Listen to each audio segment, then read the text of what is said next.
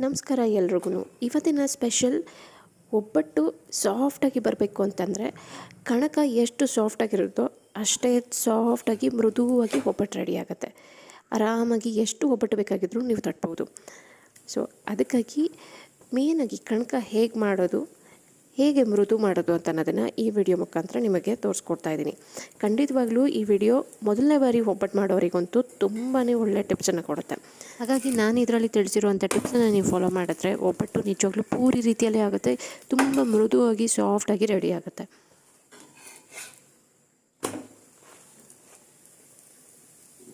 ನೀವು ನೋಡ್ತಾ ಇದ್ರೇ ಗೊತ್ತಾಗ್ತಾ ಇದೆಯಲ್ಲ ಎಷ್ಟು ಚೆನ್ನಾಗಿ ಪೂರಿ ರೀತಿಯಲ್ಲಿ ಉಬ್ತಾ ಇರೋದು ಅಂದ್ಬಿಟ್ಟು.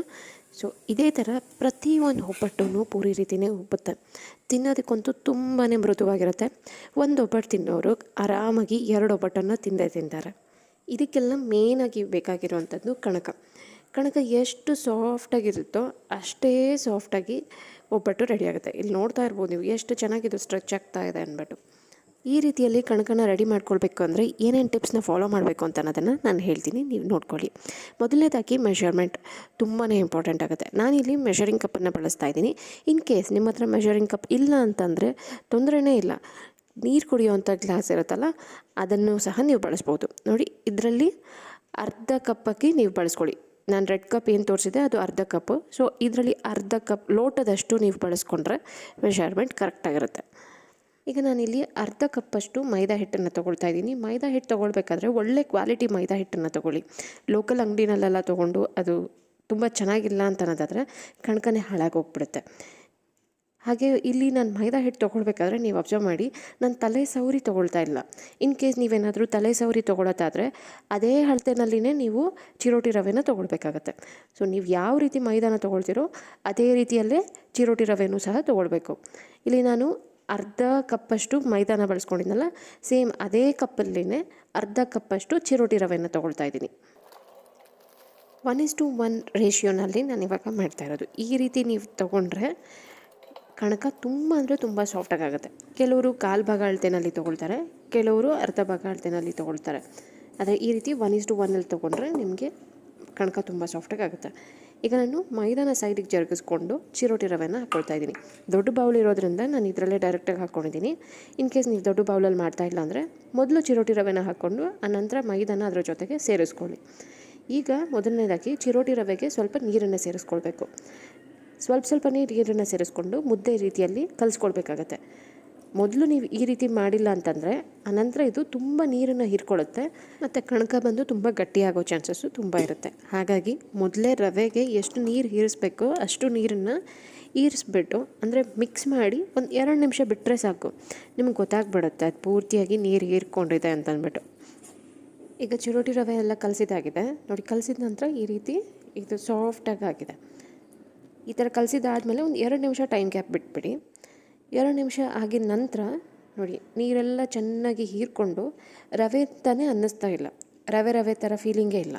ಸೊ ನೀಟಾಗಿ ಸಾಫ್ಟಾಗಿ ಕಲಸಿದ್ದಾಗಿದೆ. ಇದನ್ನು ನೀವೇನಾದರೂ ರವೆನ ಈ ರೀತಿ ಕಲಿಸ್ಲಿಲ್ಲ ಅಂದರೆ ಇಡೀ ಮೈದಾ ಕಣಕದಲ್ಲಿ ರವೆ ಹಾಗೆ ಉಳ್ಕೊಂಬಿಡುತ್ತೆ, ಮೇಲೆಲ್ಲ ರವೆ ಥರನೇ ಇರುತ್ತೆ. ಸೊ ಹಾಗಾಗಿ ಈ ರೀತಿ ಮಾಡ್ಕೊಳ್ಳಿ. ರವೆನ ಮೊದಲು ಕಲಿಸ್ಬಿಟ್ಟು ಆನಂತರ ಮೈದಾ ಜೊತೆಯಲ್ಲಿ ನೀರನ್ನು ಸಹ ಸೇರಿಸ್ಕೊಂಡು ಬೆರೆಸ್ಕೊಳ್ಬೇಕಾಗತ್ತೆ. ನೆಕ್ಸ್ಟ್ ಸ್ಟೆಪ್ ಏನಪ್ಪ ಅಂತಂದರೆ, ಕಣಕನ ಕಲಿಸ್ಕೊಳ್ಬೇಕಾದ್ರೆ ಚಪಾತಿ ಹಿಟ್ಟು ಥರ ಕಲಿಸ್ಕೊಳ್ಬಾರ್ದು. ಚಪಾತಿ ಹಿಟ್ಟಿಗಿಂತನೂ ತುಂಬ ಸಾಫ್ಟಾಗಿ ಅಂದರೆ ಕೈಗೆ ಅಂಟೋ ರೀತಿಯಲ್ಲಿನೇ ಕಲಿಸ್ಕೊಳ್ಬೇಕು. ಇದನ್ನು ಆಗಲೇ ಕಣಕ ಬಂದು ನಿಮಗೆ ತುಂಬ ಸಾಫ್ಟಾಗಿ ಆಗುತ್ತೆ. ಇವಾಗ ಮೈದಾಗೆ ಎಷ್ಟು ಬೇಕೋ ಅಷ್ಟು ನೀರನ್ನು ಸಹ ಸೇರಿಸಿ ಸಾಫ್ಟಾಗಿ ಕಲಿಸ್ಕೊಂಡಿದ್ದಾಗಿದೆ. ಅನಂತರ ನಾನು ಇದಕ್ಕೆ ಅರಿಶಿನದ ಪುಡಿ ಮತ್ತು ಉಪ್ಪನ್ನು ಸೇರಿಸ್ಕೊಳ್ತೀನಿ. ಅರಿಶಿನದ ಪುಡಿ ನೋಡಿ, ಸ್ವಲ್ಪ ಅರಿಶಿನದ ಪುಡಿ ಹಾಕ್ತಾಯಿದ್ದೀನಿ. ತುಂಬ ಹೆಚ್ಚಾಗಿ ಅರಿಶಿನದ ಪುಡಿ ಹಾಕ್ಬಿಟ್ರೆ ಕಲರ್ ತುಂಬ ಬ್ರೈಟಾಗಿ ಆಗಿಬಿಡುತ್ತೆ, ಅಷ್ಟು ಚೆನ್ನಾಗಿ ಕಾಣಿಸೋದಿಲ್ಲ. ಸ್ವಲ್ಪ ಉಪ್ಪು, ಸ್ವೀಟ್ ಜೊತೆಯಲ್ಲಿ ಸ್ವಲ್ಪ ಉಪ್ಪಿನಂಶ ಇತ್ತು ಅಂತಂದರೆ ಸ್ವೀಟ್ ತುಂಬ ಚೆನ್ನಾಗಿ ಅನಿಸುತ್ತೆ. ಸೊ ನಿಮಗೆ ರೂಢಿ ಇಲ್ಲ ಅಂತಂದರೆ ಒಂದು ಸತಿ ಟ್ರೈ ಮಾಡಿ ನೋಡಿ, ಖಂಡಿತವಾಗ್ಲೂ ನಿಮ್ಗೆ ಇಷ್ಟ ಆಗೇ ಆಗುತ್ತೆ. ಈ ರೀತಿ ಎಲ್ಲ ಚೆನ್ನಾಗಿ ಬೆರೆಸ್ಕೊಂಡಿದ್ದ ನಂತರ ಇದನ್ನು 10 ನಿಮಿಷಗಳ ಕಾಲ ಹಾಗೆ ಬಿಟ್ಬಿಡಬೇಕು. ಆಗ ಇದು ಕರೆಕ್ಟಾದ ಕನ್ಸಿಸ್ಟೆನ್ಸಿಗೆ ಬರುತ್ತೆ. ಉಪ್ಪಲ್ಲಿರಲಿ, ಯಾವುದೇ ಕಾರಣಕ್ಕೂ ಎಣ್ಣೆನ ಈ ಟೈಮಲ್ಲಿ ಹಾಕ್ಲಿಕ್ಕೆ ಹೋಗಬೇಡಿ. 10 ನಿಮಿಷ ಆಗಿದ ನಂತರನೇ ಅದನ್ನು ನೋಡಿಕೊಂಡು ನೀವು ಎಣ್ಣೆನ ಸೇರಿಸ್ಕೊಳ್ಬೇಕು. ಇನ್ ಕೇಸ್ ತುಂಬ ತೆಳುವಾಯಿತು ಅಂತಂದರೆ ಸ್ವಲ್ಪ ಮೈದಾನ ಸೇರಿಸ್ಕೊಳ್ಳಿ. ಹಾಗೆ ಸ್ವಲ್ಪ ಗಟ್ಟಿ ಆಯಿತು ಅಂತಂದರೆ ನೀರನ್ನು ಸೇರಿಸ್ಕೊಳ್ಳಿ. ನೋಡಿ, ಇವಾಗ 10 ನಿಮಿಷ ಆಗಿದ ನಂತರ ಹಿಟ್ಟಿನ ಕನ್ಸಿಸ್ಟೆನ್ಸಿ ಸ್ವಲ್ಪ ಮೃದುವಾಗಿದೆ. ಈ ಸಮಯದಲ್ಲಿ ಎಣ್ಣೆನ ಹಾಕೋಕ್ಕೆ ಶುರು ಮಾಡಬೇಕು. ಎಣ್ಣೆನ ನೀವು ಎಷ್ಟು ಹಾಕ್ತಿರೋ ಅಷ್ಟು ಸಾಫ್ಟಾಗಿ ಕಣಕ ರೆಡಿ ಆಗುತ್ತೆ. ಅಂದರೆ ಈ ಮೈದಾಗೆ ನಾವು ಎಣ್ಣೆನ ಜಾಸ್ತಿ ಕುಡಿಸ್ತಾ ಇರಬೇಕು. ಎಣ್ಣೆ ಜಾಸ್ತಿ ಕುಡಿಸಿದಷ್ಟು ಇದು ಚೆನ್ನಾಗಿ ಸಾಫ್ಟಾಗಿ ರೆಡಿ ಆಗುತ್ತೆ. ಒಂದೊಂದೇ ಸ್ಪೂನ್ ಎಣ್ಣೆನ ಸೇರಿಸ್ಕೊಂಡು ಮಿಕ್ಸ್ ಮಾಡ್ತಾ ಬಂದಾಗ ಎಣ್ಣೆ ಚೆನ್ನಾಗಿ ಹೀರ್ಕೊಳ್ಳುತ್ತೆ, ಹಾಗೆ ಸಾಫ್ಟಾಗೂ ಸಹ ಆಗ್ತಾ ಇರುತ್ತೆ. ಇದೇ ಥರ ಒಂದು 2-3 ಸತಿ ಮಾಡ್ತಾ ಹೋಗಿ. ಚೆನ್ನಾಗಿ ಎಣ್ಣೆ ಹೀರ್ಕೊಂಡಿದ್ದ ನಂತರ ಮತ್ತೆ ಎಣ್ಣೆನ ಹಾಕೋದು. ಒಂದೇ ಸತಿ ಎಣ್ಣೆ ಹಾಕ್ಬಿಟ್ಟು ಕಲಿಸ್ಬಾರ್ದು, ಇಂಟರ್ವಲ್ಸಲ್ಲಿ ಹಾಕ್ಕೊಂಡು ಹೋಗ್ತಾ ಇರಬೇಕು. ಎಣ್ಣೆ ಎಲ್ಲ ಸೇರಿಸಿದ ನಂತರ ನಿಮಗೆ ಚೆನ್ನಾಗಿ ನಾದೋದಕ್ಕಾದರೆ ನಾದಿ, ಇಲ್ಲ ಅಂದರೆ ಎತ್ತು ಬಡಿಯೋದಕ್ಕಾದರೆ ಎತ್ತು ಬಡಿಲೂಬಹುದು. ಆವಾಗ ಇನ್ನೂ ಸಾಫ್ಟಾಗಿ ಆಗುತ್ತೆ. ಅದು ಆಗೋದಿಲ್ಲ, ಕೈ ನೋವು ಬರುತ್ತೆ ಅಂತನ್ನೋರು ಕುಟಾಣಿ ಇರುತ್ತಲ್ಲ, ಅದರದ್ದು ಕುಟ್ಟೋ ಕಲ್ಲು ಈ ರೀತಿ ತೊಗೊಂಡು ಇದರಲ್ಲಿ ಪ್ರೆಸ್ ಮಾಡಿದ್ರೆ ತುಂಬ ಸಾಫ್ಟಾಗಿ ಆಗುತ್ತೆ. ಈ ಥರ ಕುಟ್ಟೋ ಕಲ್ಲಲ್ಲಿ ಒಂದು 2-3 ನಿಮಿಷ ಕುಟ್ಬಿಡಿ. ಕುಟ್ತಾ ಇದ್ದಂಗೆ ನಿಮಗೆ ವಾಲ್ಯೂಮ್ ಇನ್ಕ್ರೀಸ್ ಆಗೋದು ನೀವೇ ನೋಡಬಹುದು. ಎಷ್ಟು ಸಾಫ್ಟಾಗಿ ಆಗುತ್ತೆ ಅಂದರೆ ರವೆ ಮೈದಾ ಎಲ್ಲ ಚೆನ್ನಾಗಿ ಮಿಕ್ಸ್ ಆಗಿರುತ್ತೆ. ಕಲಸಿರೋ ಹಿಟ್ಟಿಗಿಂತನೂ ಡಬಲ್ ಕ್ವಾಂಟಿಟಿಯಲ್ಲಿ ಹಾಕೋ ಥರ ಅನಿಸುತ್ತೆ ನಿಮಗೇ. ಯಾಕೆಂದರೆ ಗಾಳಿ ಚೆನ್ನಾಗಿ ಹಿರ್ಕೊಂಡು ವಾಲ್ಯೂಮ್ನ ಇನ್ಕ್ರೀಸ್ ಮಾಡುತ್ತೆ. ಸೊ ಅದೇ ಸೀಕ್ರೆಟ್. ನೋಡಿ ಎಷ್ಟು ಸಾಫ್ಟಾಗಿ ಆಗಿದೆ ನೋಡಿ, ಕೈಯಲ್ಲಿ ಮುಟ್ಟೋದಕ್ಕೆ ಆಗ್ತಾಯಿಲ್ಲ, ಜಾರ್ಕೊಂಡು ಹೋಗುವಷ್ಟು ಸಾಫ್ಟಾಗಿ ರೆಡಿಯಾಗಿದೆ. ಈಗ ಇದಕ್ಕೆ ನಾವು ಮತ್ತೆ ಎಣ್ಣೆನ ಸೇರಿಸ್ಬೇಕು. ಈಗ ಅಂದಾಜಾಗಿ ಒಂದು ಅರ್ಧ ಕಪ್ಪಷ್ಟು ಎಣ್ಣೆನ ನಾನು ಹಾಕ್ತಾಯಿದ್ದೀನಿ. ನೆನಪಿರಲಿ, ಎಣ್ಣೆ ಹಾಕಿದ್ದಾದಮೇಲೆ ಇವಾಗ ಮಸಾಜ್ ಮಾಡೋದು ಅಥವಾ ಏನು ಕಲಸೋದು ಆ ರೀತಿ ಏನೂ ಮಾಡೋದು ಬೇಡ. ಎಣ್ಣೆ ಸುರಿತಾ ಇರೋದು ನೋಡಿಬಿಟ್ಟು ಶಾಕ್ ಆಗಬೇಡಿ. ಈ ಎಣ್ಣೆನ ನಾವು ಮತ್ತೆ ರೀಯೂಸ್ ಮಾಡ್ಕೊಳ್ಬೋದು. ನೋಡಿ ಈ ರೀತಿ ಒಂದು ಸತಿ ತಿರುಗಿಸ್ಬಿಟ್ಟು ಹಾಕ್ಬಿಡಿ. ಆವಾಗ ಬಾಟಮಲ್ಲೂ ಎಣ್ಣೆ ಇರುತ್ತೆ, ಮತ್ತು ಮೇಲ್ಗಡೆ ಇನ್ನೂ ಸ್ವಲ್ಪ ಎಣ್ಣೆನ ಹಾಕಬೇಕು. ಆಲ್ಮೋಸ್ಟ್ ಹೇಳಬೇಕು ಅಂತಂದರೆ ಈ ಕಣಕ ಬಂದು ಎಣ್ಣೆಯಲ್ಲಿ ತೇಲೋ ರೀತಿಯಲ್ಲೇ ನೀವು ಹಾಕಬೇಕಾಗತ್ತೆ. ಸಾಮಾನ್ಯವಾಗಿ ಎಲ್ಲರೂ ಬರೀ ಎಣ್ಣೆ ಮೇಲೆ ಸವರ್ಬಿಟ್ಟು ಕ್ಲೋಸ್ ಮಾಡಿ ಇಟ್ಬಿಡ್ತಾರೆ. ಆದರೆ ಈ ಟಿಪ್ಪನ್ನು ನೀವು ಫಾಲೋ ಮಾಡಿ ನೋಡಿ, ತುಂಬ ಅಂದರೆ ತುಂಬ ಸಾಫ್ಟಾಗಿ ಆಗುತ್ತೆ. ಕ್ಲೋಸ್ ಮಾಡಿಬಿಟ್ಟು ಅರ್ಧ ಗಂಟೆ ಬಿಟ್ಟಿದೆ. ಅರ್ಧ ಗಂಟೆ ಆಗಿದ ನಂತರ ನಾನು ಇದನ್ನು ಓಪನ್ ಮಾಡ್ತಾಯಿದ್ದೀನಿ.